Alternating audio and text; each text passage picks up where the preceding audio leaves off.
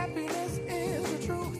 Because I'm happy. Clap along if you know what happiness is to you. Because I'm happy. Clap along if you feel like that's what you want to do.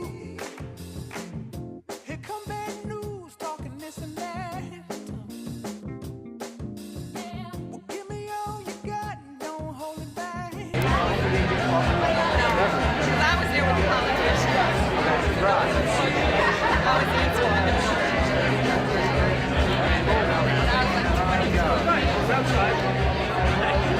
22. People I've met gives you a different perspective on life. People are just a bunch of assholes, and there's good people. It doesn't really matter. You know, something else. What matters is that you're good.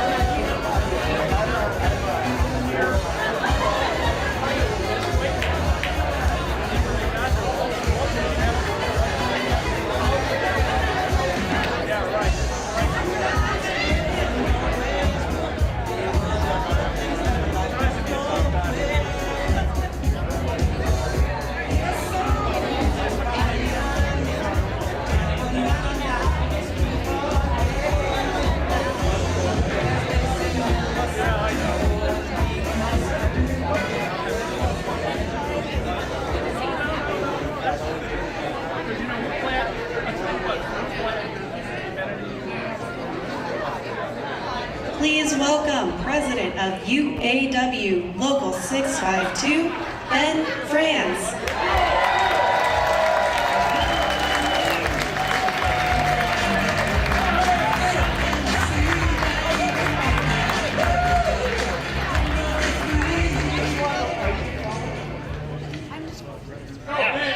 Holy cow. All right.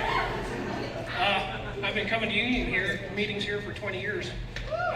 This is a little bit different look. So, it's a good look. First, I want to start off welcoming everybody to Lansing, and especially Local 652, a house that labor built. Thank you to all the politicians that thought it was important enough to be here. Thank you to Vice President Booth, Director Dawes, any other staff that I missed. Our manager out there somewhere. He's been great. Thank you all. I have to thank those folks. I do thank those folks for a very specific reason, because I am union, and they are union, and that makes us family. If you attack one of us, you attack all of us. So I'll get to the topic because you're not here for me, I know that. So, but I will speak to the fact that Lansing has built cars for over 100 years. And some of the best damn cars you'll ever drive came out of the factories in this town.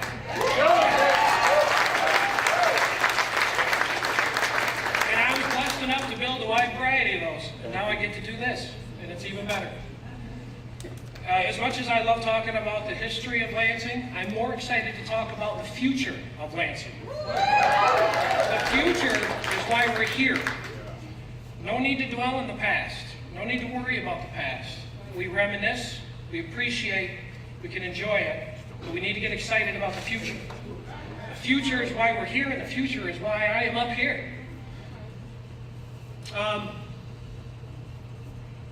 I can't express enough gratitude for the opportunity to do this.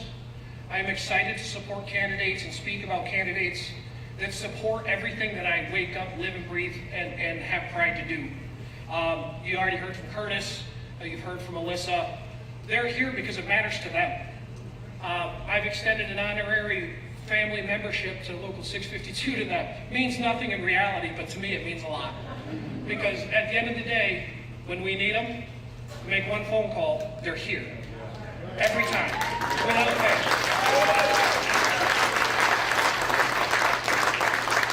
That's what family is. We look out for each other. When we're at our weakest, they go to fight for us when they're at their strongest. We've seen that with the legislation that we have passed with the Democratic trifecta. Where's Garland at? That's a great point. But we can't have it just in one state. We've got to have it everywhere. That's why I'm excited about supporting a candidate that supports workers' rights, the collective bargaining process, and even had the guts and the grit to walk the picket line in 2019 with us.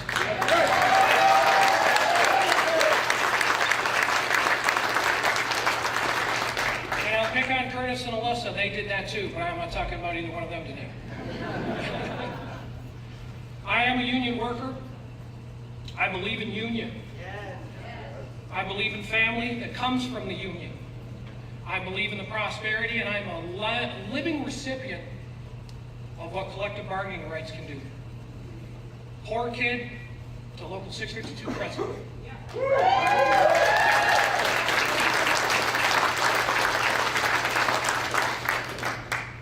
That's why it's my honor and it is my privilege to announce to you all someone who believes in workers' rights, who believes in the reason I wake up, believes in the reason that you guys are here. I am a union auto worker, but I am an American first. And I am damn proud to announce to all of you, my next president, your next president, our current Vice President of these United States.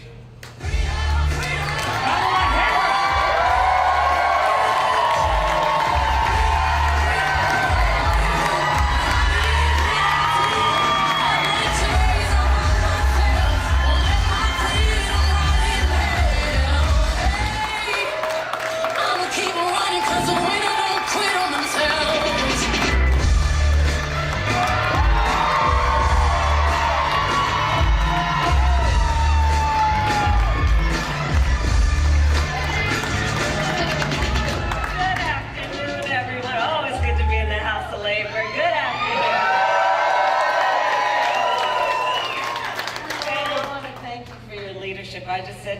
I mean, what a leader he is. You know, first of all, it's so good to be in the House of Labor, and it's so good to be with people who understand the dignity of work and fight for it every day. And it's not an easy fight, but it's a good fight. And I thank you for all that you do, Ben, and everybody who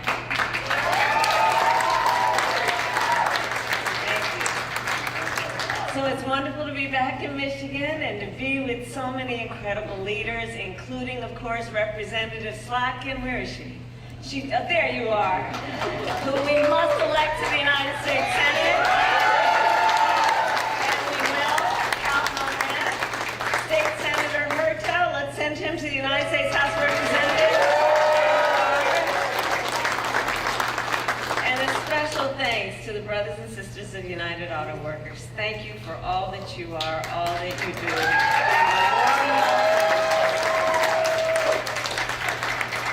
And of course, for generations in Lansing and across our country, union members have helped lead the fight for fair pay, better benefits, and safe working conditions. And every person in our nation has benefited from your work. You know, everywhere I go, I tell people, you may not be a union member, but you better thank unions. Like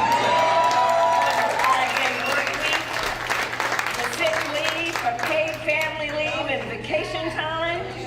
Because we are all clear, collective bargaining benefits our entire nation.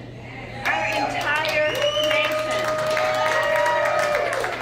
Because here's the deal, when union wages go up, everybody's wages go up. When union workplaces are safer, everyone's workplace is safer. So thank the union.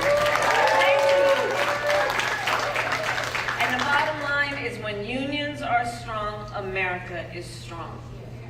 Unions have always fought to make our nation more equal, more fair, and more free. And in this election, everything we have fought for years in this movement for unions and for labor, is on the line. And I'm about to talk about it in real terms, because we always have real talk with each other. And your members can afford nothing less, which has been my appreciate your leadership. This election is about two very different visions for our nation.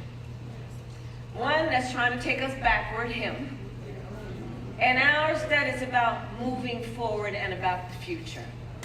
We fight for a future where we protect the freedom to organize, where we understand the importance of collective bargaining. You know, I sometimes say to young people, and by the way, have you noticed how when you look at the polling, younger workers coming into the workforce, they get it, and they understand the power and the nobility of unions? And I always say to people, look, here's the thing about collective bargaining. Everybody should want that when there's a negotiation, the outcome would be fair, right? Who's going to argue with that? Everybody should want that. That there will be a fair outcome in a negotiation. All right, so if we start from there, all reasonable people, then let's think about it.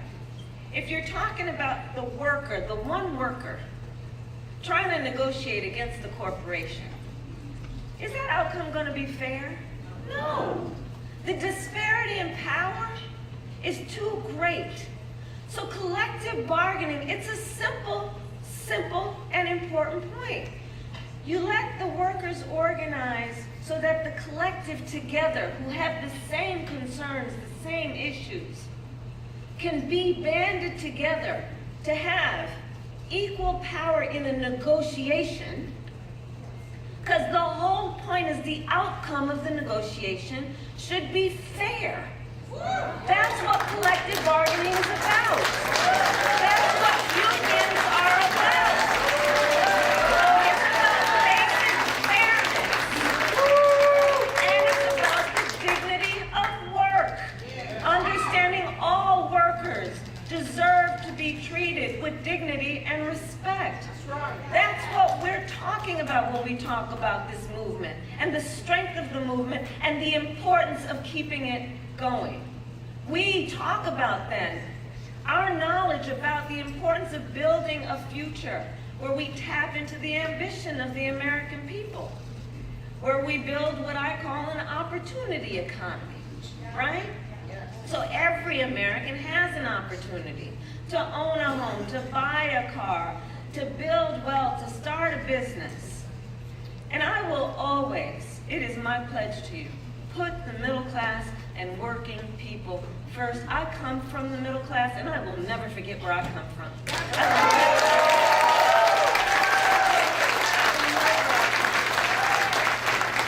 Hard work is good work.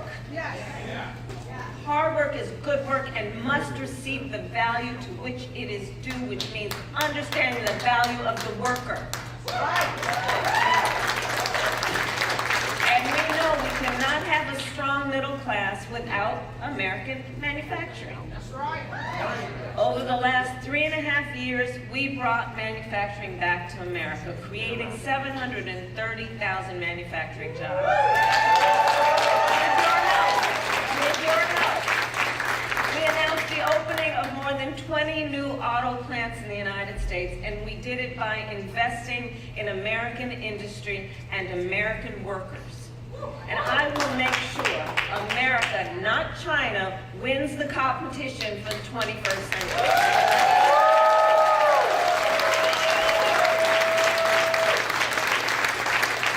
So under my plan, it's about investing in the industries that built America, like steel, iron, the great American auto industry. And we will ensure that the next generation of breakthroughs, from advanced batteries to electric vehicles, are not just invented, but built right here in America by American union workers. Because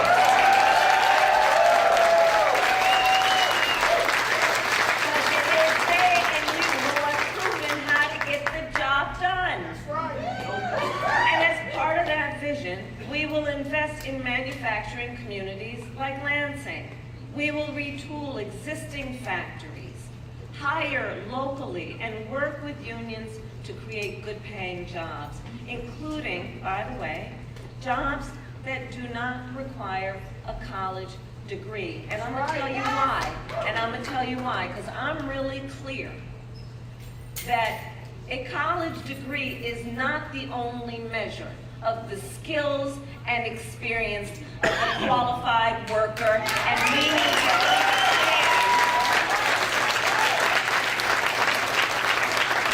understand that. In fact, it is my pledge that as president, I'm going to do a critical assessment of federal jobs to look at those that don't require a college degree, so we can start talking about good jobs based on the skill and experience of the worker, and not random measures of who can do what. And I plan on then challenging the private sector to do the same.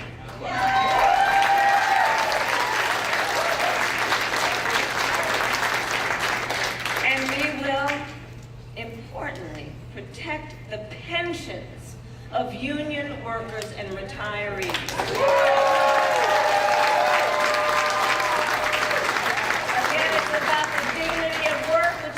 The dignity of retirement. After a lifetime of working hard, let's talk about the dignity of retirement, the dignity of aging. And that's why, as Attorney General, I sued the big banks to return hundreds of millions of dollars to workers and their families after their pensions were mismanaged. This is not new to me. I've done that work. As a United States Senator, I pushed for legislation to rescue workers' pensions without cutting the benefits that workers had earned. And as Vice President, I worked alongside then Secretary of Labor Marty Walsh, and we, for a year, worked on what we needed to do with the federal workforce, which was in our direct power, to increase the ability for collective bargaining and to ensure that they have all the resources they need to grow in terms of organizing. As Vice President, I also helped to do the long overdue work to protect the pensions of more than 1 million union members. And yesterday, I announced the protection of the full earned pension benefits of more than 22,500 union workers and retirees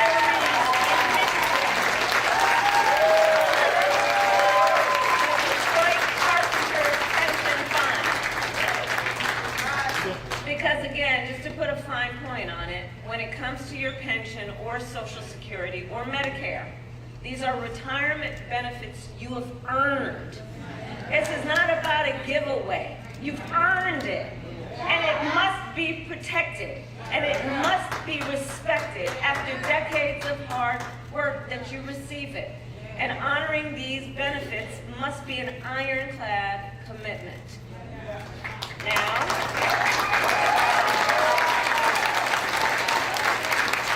let's talk about, the guy on the other side. Let's talk about Donald Trump for a minute, shall we? And because he has a very different view. Now, in all seriousness, he has a very different view of workers, of hard work, of the dignity of work. You guys, and we know it. We know it. He tries to, do his rhetorical thing at rallies, like he understands what it means to earn a living. No, you understand what I'm saying? He pretends that he understands workers and the hard work and the battle workers face every day to get their due wages and benefits. Well, we're not falling for the okie doke, because we know what he has said and we know what he has done. He who called Social Security a Ponzi scheme. He called it a Ponzi scheme. He recommended we raise the retirement age to 70. Can you imagine if you were required to work to 70? No. He who intends to cut Social Security and Medicare? We know how many people, their only source of income is their Social Security check. Talk about, is the value about dignity in retirement? Dignity in aging? And remember, he was the only one, he said, he was going to be the only one who could bring back America's manufacturing jobs. You know how he does, I'm the only one, right?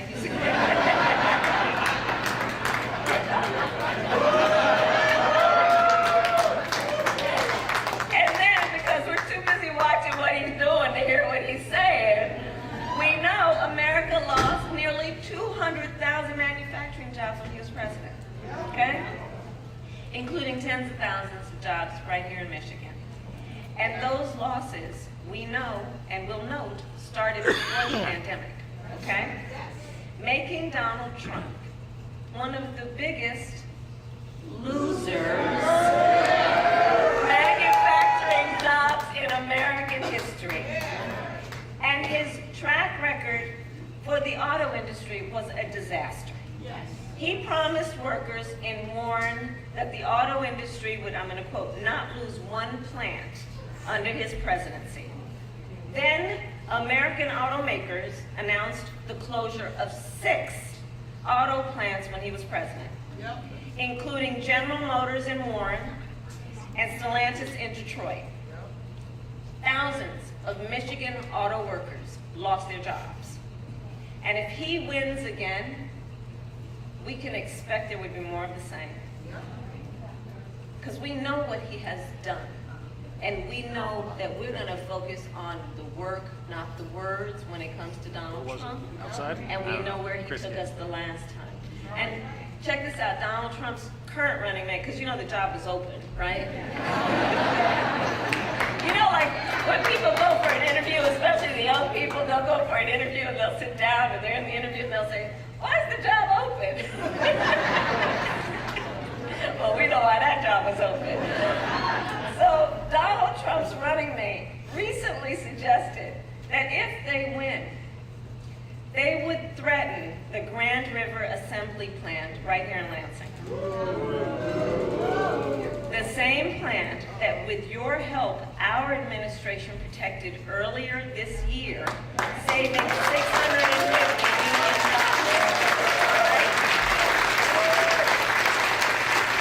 And I do believe some of the union workers from Grand River are here with us today, so you know what I'm talking about.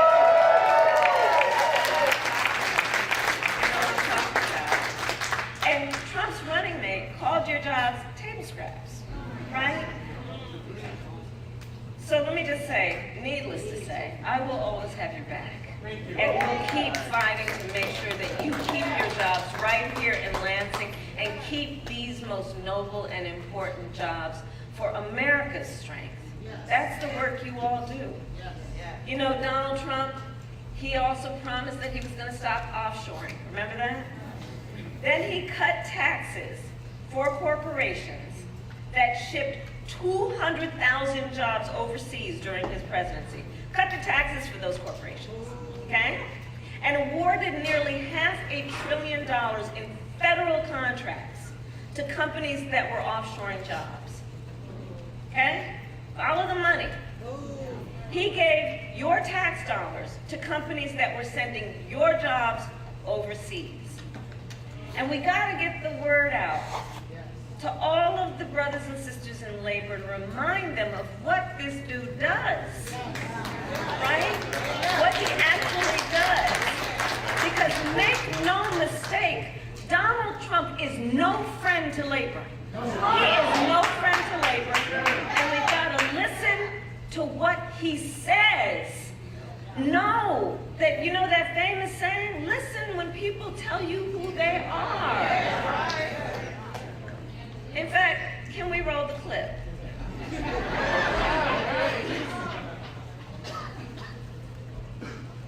Let's see. Here we go. I used to hate to pay overtime. When I was in the private sectors, they say, oh, I don't want over, you know, I shouldn't tell you this. I'd go out and get other people and let them work regular time. But they build everything in Germany and then they assemble it here. They get away with murder because they say, oh yes, we're building cars. They don't build cars. They take them out of a box and they assemble them. We could have our child do it. They go on strike and you say, that's okay, you're all gone. You're all gone. The United Auto Workers ought to be ashamed for allowing this to happen. And the leader of the United Auto Workers should be fired immediately. Right. So of course, that last bit, he was talking about Sean Fain, who represents nearly 1 million active and retired auto workers. Okay, so that's about 1 million auto workers, active and retired. Donald Trump, listen to his words. He's saying that auto workers are essentially engaged in child's play, that children can do it. Listen to what he says. I'm telling you, he's got his club. And I'm gonna tell you, union workers are not part of his club. Let's be clear about that. No matter what he does at his rallies, let's be clear about that, right? He thinks that the value of your work is essentially meaningless. That's what he's saying, to compare it to child's work. When we hear no, the work you do is complex. You do it with great care. You work hard. You are highly skilled. You are highly trained. And the best auto workers in the world is who you are. The best in the world. The best in the world. And the fact is, Donald Trump's comments are the talk of someone who has had everything handed to him. I know it's right. It is. I know. It is. This man, who never had to work a job that came with calloused hands or an hourly wage, right? Someone who got handed $400 million on a silver platter and did what with it? Filed bankruptcy 6 times. Come on. Come on. He will never understand the life and the work of a United Auto Worker. He will never understand that. People who work hard for everything they have, who take great pride in a job well done, who understand what it represents to their family and the future of their family. Again, I go back to the dignity of hard work. So let us be clear. Donald Trump's insults to American workers is not exclusive to that video, okay? So that was just a moment, kind of think of it as the commercial break in my speech. But his comments are not only that, because Donald Trump has been a union buster his entire career. He has called union leaders, quote, dues-sucking people, okay? He said that he supports so-called right-to-work laws, quote, 100%, okay? He bragged and joked with a billionaire buddy about mass firing striking workers and lowered labor standards and made it easier for companies that break the laws to get federal contracts. Donald Trump encouraged automakers of Michigan so they could pay their workers less, encouraged them to move so they could pay their workers less, okay? And when the UAW went on strike to demand the higher wages you deserve, Donald Trump went to a non-union shop and attacked the UAW. He said striking and collective bargaining don't make, and I'm going to quote, a damn bit of difference.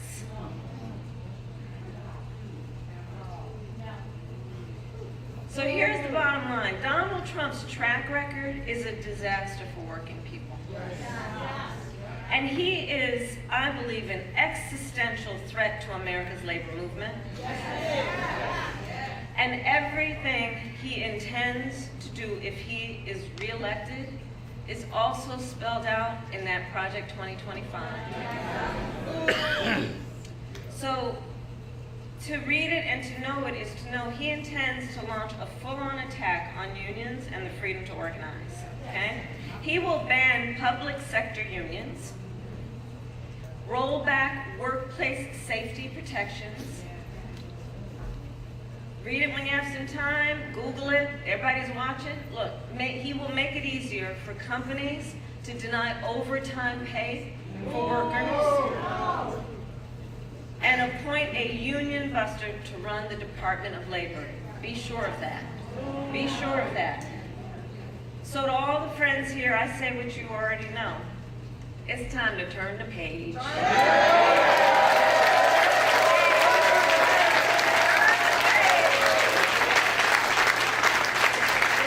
America is ready to start a new way forward, and we are not going back.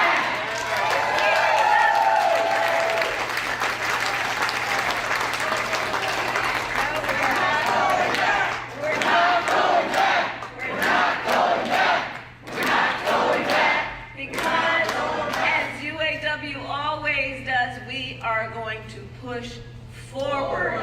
We are going to push forward, and it all comes down to this. Look, you all have taken time out of your busy lives to be here this afternoon, and we are all here together because we know the stakes in this election are so high. Yes.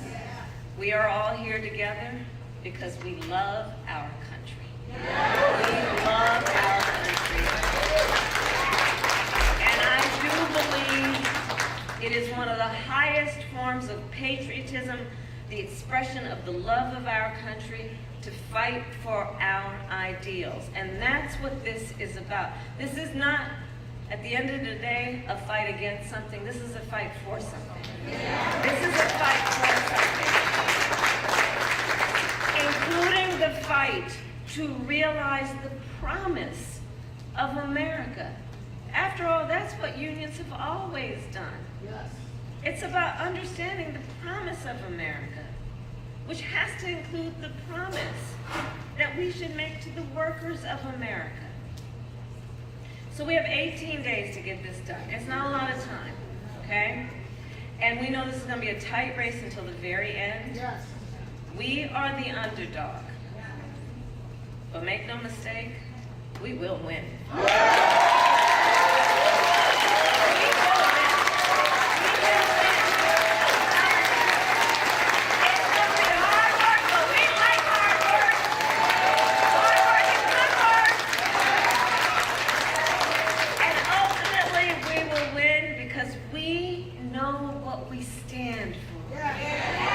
When you know what you stand for, you know what to fight for. Yeah. We stand for opportunity. opportunity. We stand for dignity and we stand for the future. And so I'll close by saying, and when we fight, we will. God bless you.